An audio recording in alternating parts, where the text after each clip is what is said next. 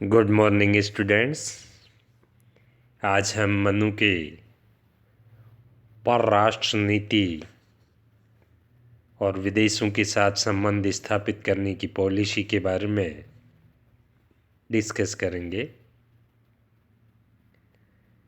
मनु ने न केवल आंतरिक प्रशासन के सिद्धांतों का वर्णन किया है, वरन उसने उन सिद्धांतों का भी वर्णन किया है जिनके आधार पर एक राज्य के द्वारा दूसरे राज्यों के साथ अपने संबंध निर्धारित करने चाहिए। मनु ने इस विदेश नीति या परराष्ट्र संबंधों पर विचार करते हुए दो सिद्धांतों का प्रतिपादन किया है। ये सिद्धांत हैं, पहला है मंडल सिद्धांत और दूसरा है साड्यगुण्य नीति। मंडल सिद्धांत के अनुसार मनु ने राजा को महत्वाकांक्षी होना बताया तथा राजा को चाहिए कि वह अपने राज्य के क्षेत्र विस्तार के लिए निरंतर प्रयत्नशील रहे। इस दृष्टि से राजा को मंडल सिद्धांत के आधार पर दूसरे राज्यों के साथ संबंध स्थापित किस प्रकार से करने चाहिए उसके बारे में मनु बताते हैं। मंडल सिद्धांत के केंद्र बिंदु में विजिगीषु राजा को बताया है। यहाँ विजिगीषु राजा से उस मनु का तात्पर्य है विजय प्राप्ति की इच्छा रखने वाला राजा। और विजिगीषु राजा को केंद्र बनाकर 12 राज्यों के मंडल की रचना की है। मनु की मान्यता है कि एक राजा का पड़ोसी राज्य नेचुरली उसका दुश्मन राज्य होता है। दूसरी स्वाभाविक बात यह है कि मित्र का मित्र या शत्रु का शत्रु तो मित्र होता है, लेकिन शत्रु का मित्र हमेशा शत्रु होता है। विजिगीषु राजा के राज्य की सीमा से लगा हुआ जो राज्य होगा वह अरि या शत्रु राज्य होता है। विजिगीषु के राज्य की सीमा से दूर किंतु उसके पड़ोसी राज्य से लगता हुआ राज्य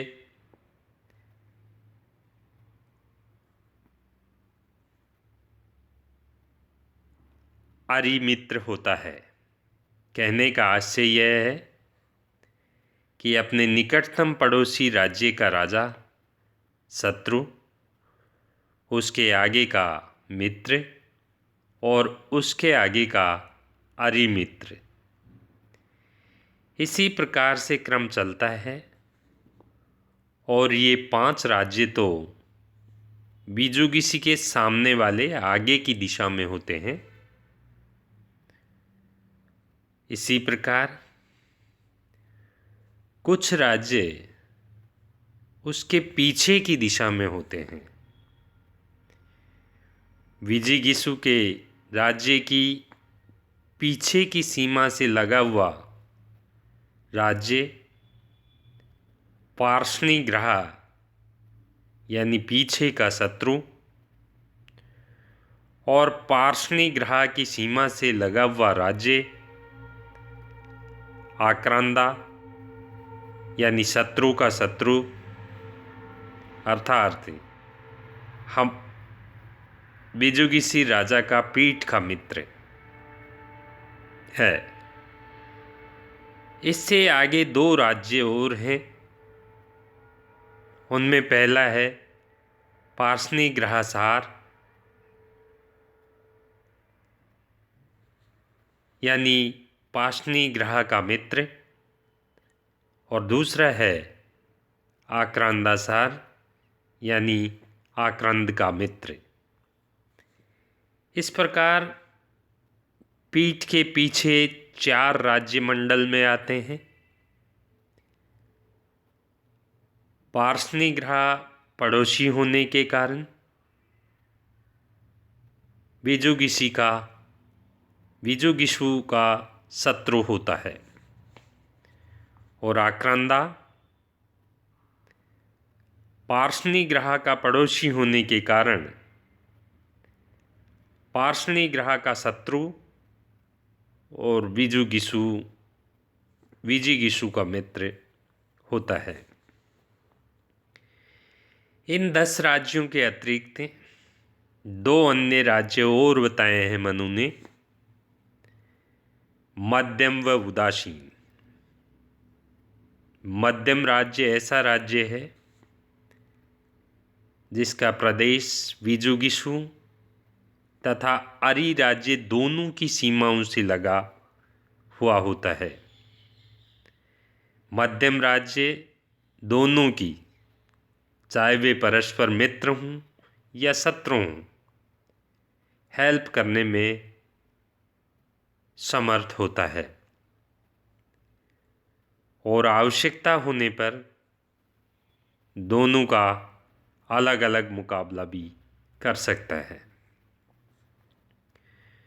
उदासीन राज्य का प्रदेश विजिगीषु, अरि तथा मध्यम इन तीनों की सीमाओं से परे होता है। यह बहुत शक्तिशाली होता है। उपरोक्त तीनों के परस्पर मिले होने की दशा में वह उनकी सहायता कर सकता है। उनके परस्पर न मिले होने की दशा में वह प्रत्येक का मुकाबला कर सकता है। इस प्रकार 12 राज्यों का यह समूह राज्य का मंडल कहलाता है। इस राज्य मंडल और मंडल सिद्धांत को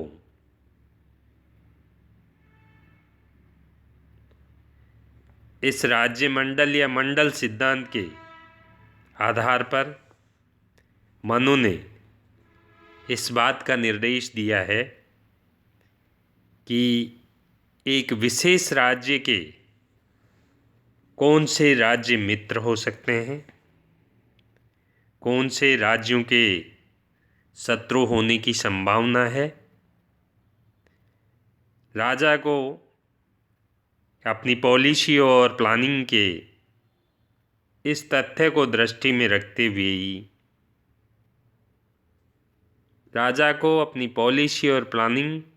इस तथ्य को दृष्टि में रखते हुए ही निर्धारित करनी चाहिए।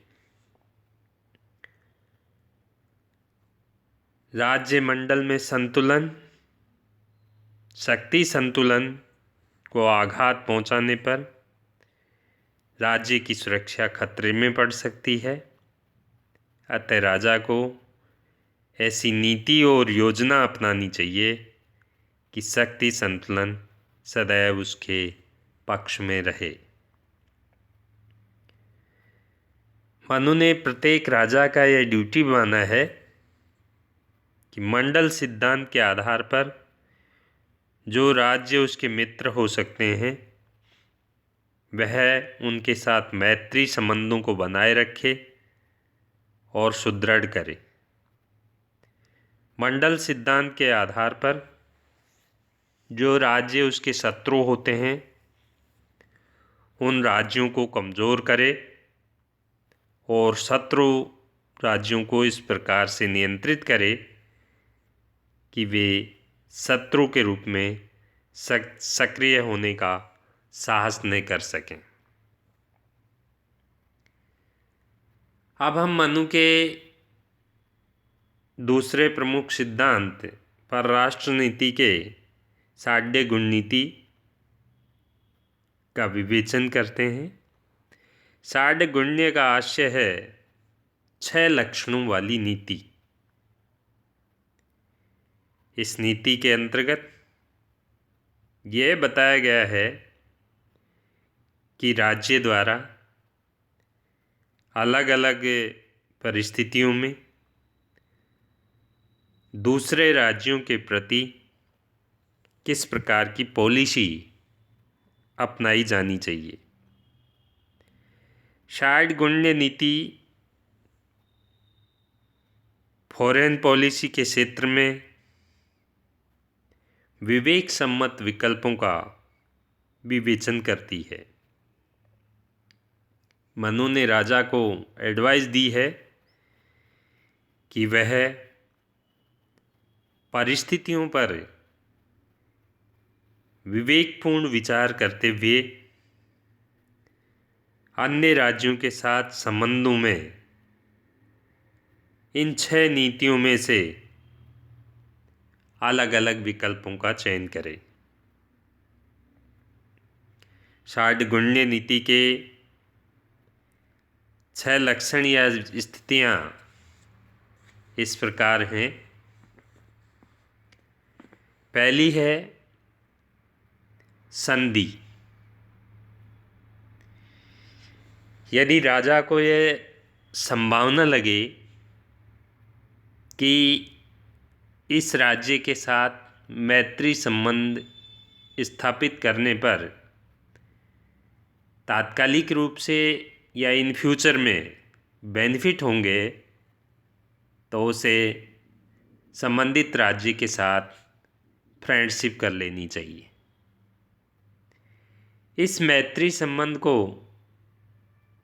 मनु ने संधि का नाम दिया है। मनु ने संधि के 2 प्रकार बताए हैं। समान कर्मा संधि अर्थात समान शक्तियों के बीच संधि, असमान कर्मा संधि अर्थात असमान शक्तियों के बीच संधि। दूसरा लक्षण उन्होंने बताया विग्रह।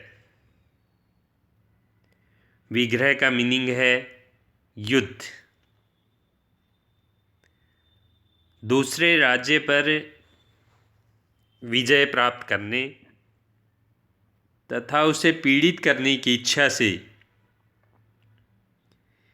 विग्रह की स्थिति को अपनाया जा सकता है।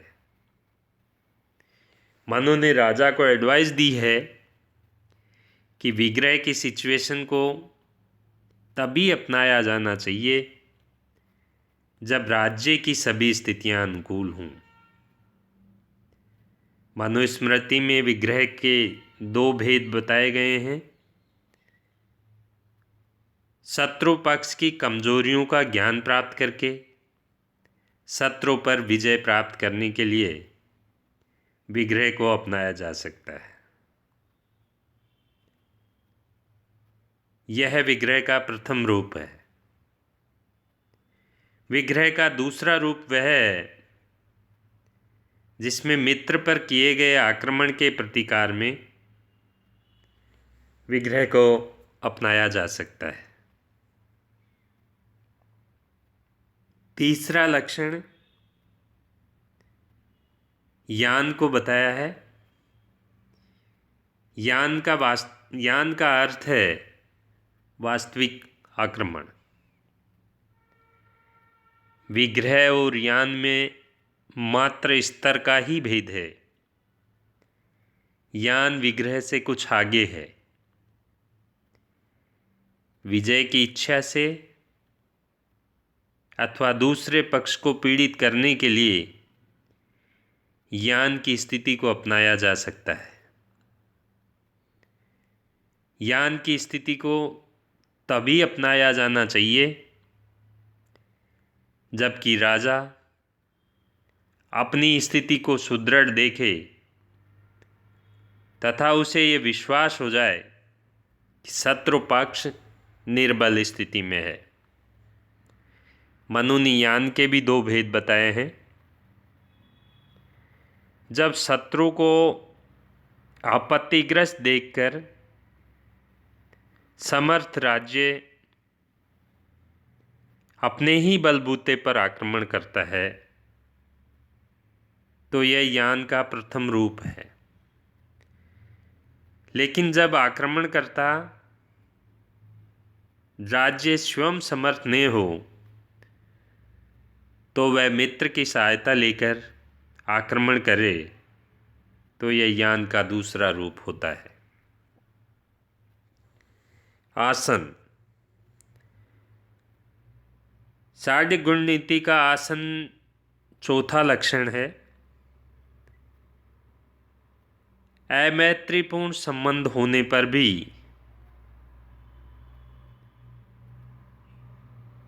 युद्ध की स्थिति को न अपनाकर थोड़े समय के लिए तटस्थता या उदासीनता और उपेक्षा की स्थिति को अपनाना आसन है। आसन अल्पकाल के लिए अपनाई जाने वाली सिचुएशन है। आसन को अपनाने का उद्देश्य यह है शत्रु को शांत रखना तथा स्वयं अधिक शक्ति अर्जित कर लेना। मनु ने आसन के भी दो स्वरूप बतलाए हैं। प्रथम है सेना या कोष के क्षीण हो जाने पर आसन अपनाना और द्वितीय है मित्र के अनुरोध पर अपनाया गया आसन भाव।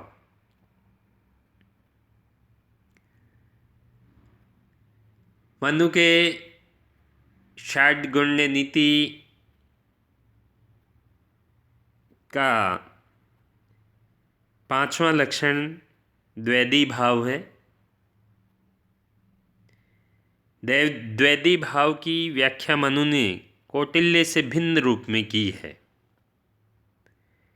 मनु के अनुसार द्वैधी भाव अपने से अधिक शक्तिशाली शत्रु से रक्षा के लिए अपनाई जाने वाली रणनीति का एक रूप है।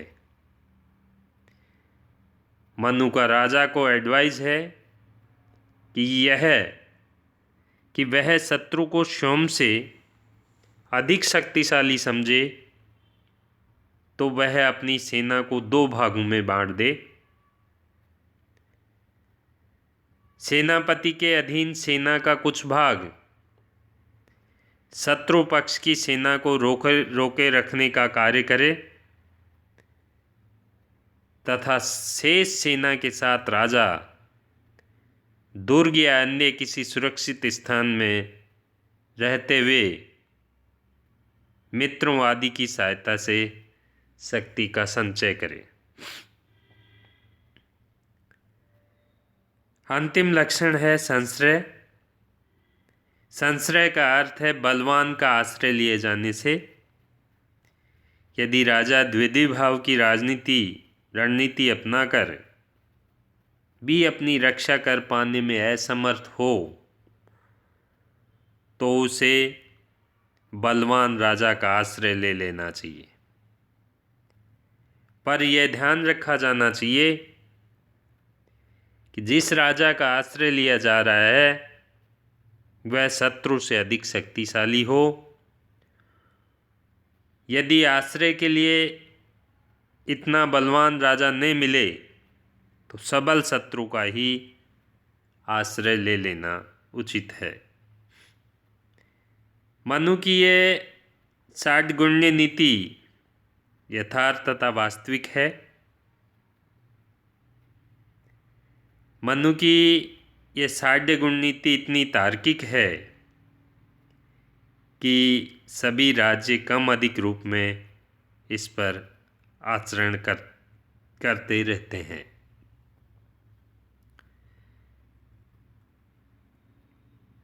परराष्ट्र संबंधी इन दो सिद्धांतों के अलावा मनु ने कुछ उपाय भी बताए हैं विजुगीषु राजा के लिए। यहाँ उपाय का आशय ये है कि वे साधन या तरीके जिसे विदेश नीति के सफल संचालन के लिए अपनाया जाता है। दूसरे भारतीय आचार्यों की भांति मनु ने भी 4 उपायों की विवेचना की है और बताया है कि साम, दाम, दंड और भेद की इस नीति को भी विदेश नीति के संचालन में उपयोग में लिया जा सकता है। साम का अर्थ है प्रेम प्रदर्शन, सम्मान देकर या समझा बुझाकर दूसरे राजा को अपने पक्ष में करने का प्रयास करना। ये नीति सामान्यतया निर्बल विपक्षी के प्रसंग में ही अपनाई जा सकती है। दाम प्रतिपक्षी को धन संपत्ति अथवा अन्य किसी रूप में सहायता देकर उसे अपने अनुकूल बनाने का उपाय दाम कहलाता है। भेद का अर्थ है फूट डालना और मनु का विचार है इस संदर्भ में कि सबल शत्रु राजा जिसके विरुद्ध युद्ध में विजय नहीं प्राप्त की जा सकती हो उसके प्रति भेद नीति को अपनाया जाना चाहिए। भेद के उपाय को भी 2 रूप में अपनाया जा सकता है। सबल राजा तथा उसके मित्र राज्यों के बीच मतभेद की स्थिति उत्पन्न की जानी चाहिए एवं दूसरा संबंधित राजा और उसके राज्य की अन्य प्रकृतियों अमात्य, सेनापति, प्रजाजन के बीच मतभेद की स्थिति उत्पन्न कर दी जाए जिससे सबल शत्रु राजा और उसका राज्य निर्बल हो जाए। और दंड का मीनिंग युद्ध से बताया है उन्होंने। मनु का इस संबंध विचार था कि दंड के उपाय का अनुसरण तभी किया जाना चाहिए जबकि अन्य 3 उपाय साम, दाम और भेद सार्थक सिद्ध न हों तो दंड के उपाय को अंत में अपनाने का सुझाव दिया है। इस उपाय को अपनाने में स्वयं राजा को सती उठानी होती है, अतः इसमें भी वह अपनी सावधानी का प्रयोग करें। मनु का विचार है कि राजा साम, दाम और भेद की नीति का एक एक करके या सम्मिलित रूप से प्रयोग करके अन्य राज्यों को जीतने का प्रयत्न करे। युद्ध द्वारा नहीं, क्योंकि युद्ध से दोनों पक्षों का नाश हो जाता है, पर कतिपय परिस्थितियों में युद्ध अनिवार्य होता है। अतः जब आवश्यक हो तो निशंक होकर युद्ध का आश्रय लिया जा सकता है। परराष्ट्र नीति और राजनय के कुछ व्यवहारिक स्वरूप भी उन्होंने बताए हैं, जिसमें प्रकाश डालते हुए पहला उन्होंने बताया है दूत व्यवस्था। मनु के अनुसार परराष्ट्र संबंधों के संचालन में दूत महत्वपूर्ण भूमिका निभाता है। अन्य राज्यों के साथ मैत्रीपूर्ण या अमैत्रीपूर्ण संबंधों का आधार बहुत कुछ सीमा तक दूत ही होते हैं। मनु का यह कहना है कि दूत ही शत्रु से मेल करा सकता है और शत्रुओं के बीच विग्रह करा सकता है। दूत की योग्यता के संदर्भ में मनु ने लिखा है कि उसे शास्त्रों का विशद ज्ञान, इंगित आकार और चेष्टा को जानने की क्षमता, शुद्ध हृदयता, चतुर एवं कुलीनता आदि योग्यताएं उसमें होनी चाहिए।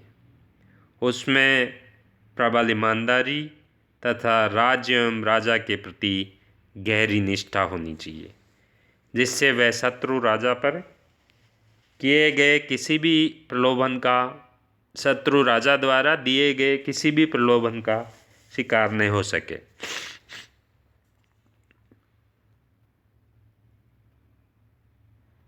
इसके लिए उन्होंने व्यवहारिक पॉलिसी में गुप्तचर व्यवस्था के संदर्भ में भी बताया है। मनु के अनुसार गुप्तचर दूसरे राज्य की व्यवस्था है, उनकी शक्ति तथा दुर्बलताओं आदि के संबंध में जानकारी प्राप्त कर उसे अपने राजा तक पहुंचाता है। गुप्तचरों का यह भी कार्य होता है कि वे अपने राज्य में कार्य कर रहे अन्य राज्यों के गुप्तचरों का पता लगाएं और उनकी गतिविधियों के बारे में राजा को इन्फॉर्म करें। गुप्तचरों का कार्य निश्चित रूप से कठिन और बहुत कष्टप्रद होता है, किंतु सुयोग्य गुप्तचरों की नियुक्ति राजा को अपने राज्य क्षेत्र में और राज्य के बाहर करनी चाहिए। तो स्टूडेंट, आज का ये मनु का विदेश नीति से संबंधित टॉपिक था। Thank you.